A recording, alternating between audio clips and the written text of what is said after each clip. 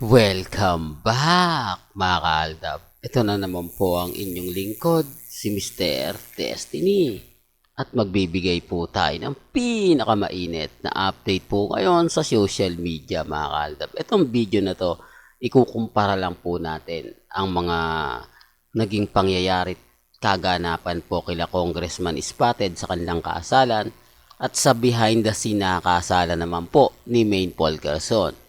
Dito kapansin-pansin nyo mga kaaldab na kumbaga hinawakan pa po talaga ni Menga yung leeg ni Alden Richards. Di po ba? Nakakala mo, yan o.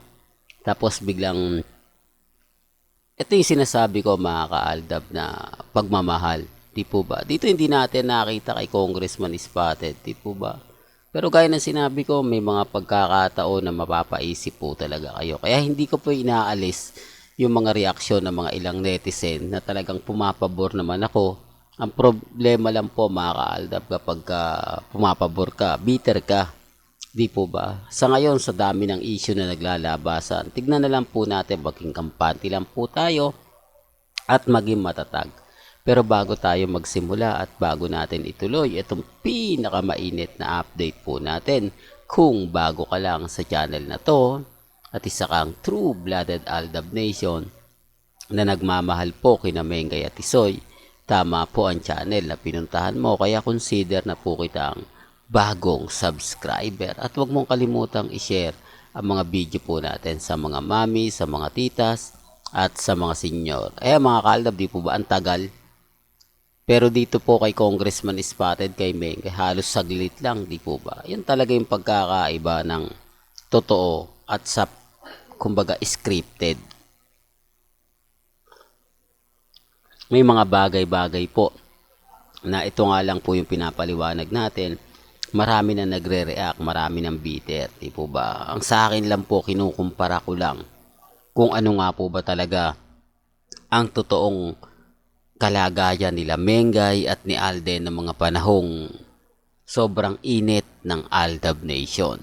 Di po ba? Kaya wag po kayong magtaka, magulat kung bakit mas marami pa mga video ang kuha mismo galing sa Aldab Nation. Kasi lahat naman po kami, kapag nakikita sila Mengay at si Alden, sobrang sweet naman po talaga nila.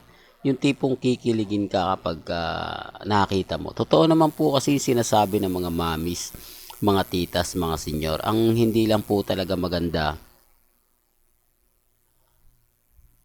ang mga feedback. Di po ba? Gaya na po sa channel sa Facebook natin, di po ba? Daming reaction, ang daming komento. Hindi raw totoo, wala daw katotohanan. Okay lang naman po, ganun din sa channel natin. Gusto kasi nila mga kalda, babaliktad tayo. Gusto nila yung mga ina-update lang natin kay Congressman Spotted at kay Mengay. Gayong yung EAT, talaga naman pong nag-move on na sa Aldab. Okay lang naman po kasi wala naman pong choice ang EAT. Hindi talaga sila makakagawa ng mga bagay-bagay po na gugustuhin nila. Di po ba? Katulad nga po ang pagbabalik ni Mengay sa barangay. Maraming nagsasabi na dapat nga po daw ibalik si Mengay sa barangay dahil wala naman po daw kasing chemistry yung mga nasa, ibig kong sabihin, kulang na kulang po talaga. Hindi naman sinasabing hindi magaling, hindi Jose, Wally, ano na yan kumbaga veterano na yan, mahusay na yan, magaling na yan. Kaya lang syempre, kailangan nila magdagdag. Kailangan nila yung tao na mas magaling mag-deliver ng punchline. Kasi kung ikukumpara po si kay Zombie, wala po di po ba? Ang pangit ng, yung tipong hindi niya nagegets minsan yung pinupunto ng dalawa. Kasi kung talagang meron, nakatulad nga po ni Mengay, madali na. Di po ba? Well, nagsubok naman po ang EAT, kapansin nyo, ilang mga host nga po ng dating Eat Bulaga ang dinala po nila sa barangay. Si MJ at yung mga iba pa po. Sa tingin nyo po ba nag-click?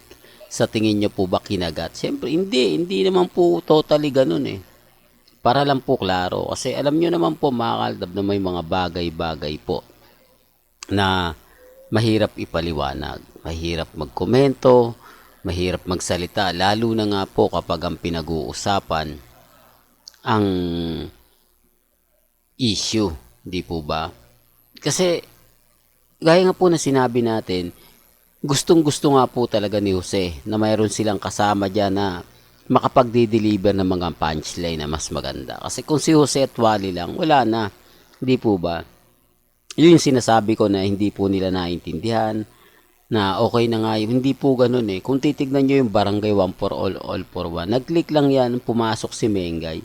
Nag-click lang yan na nagkaroon po ng isang inaasar, isang, kumbaga, alam nyo na mga kaaldab, si Mengay, mga lakas talaga rin mga asar yan eh. Kumbaga, yung punchline na pang-aasar mo sa kanya, pagka diniliver niya sa'yo, mas matindi. Di po ba? Yung tipong lalaban at lalaban ka. Yung tipong hindi kayo nawawala ng punchline.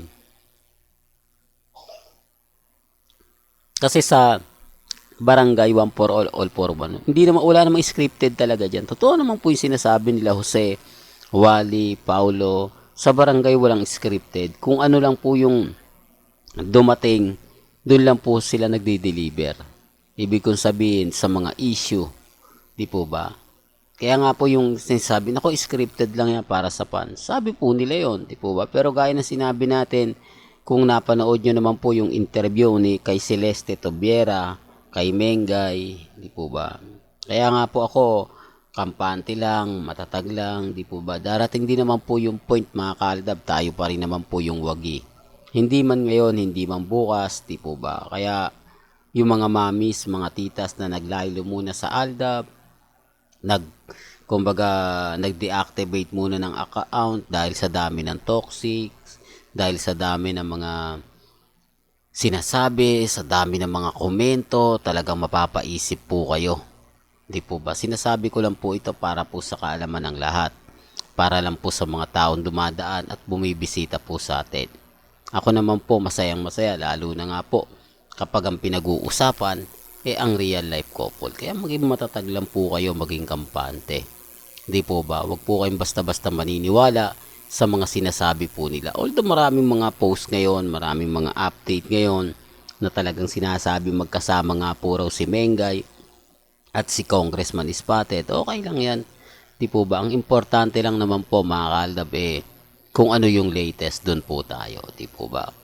Well, hanggang dito na lang po yung updates natin ha. Kaya kung gusto nyo pa po ng pinaka-latest at sariwang update, abay tutok lang po kayo sa channel ni Mr. Destiny para updated po kayo sa mga latest at sa mga bagong video po na ilalabas po natin maya-maya lang. Hanggang sa muli, salamat po sa panonood at pakikinig.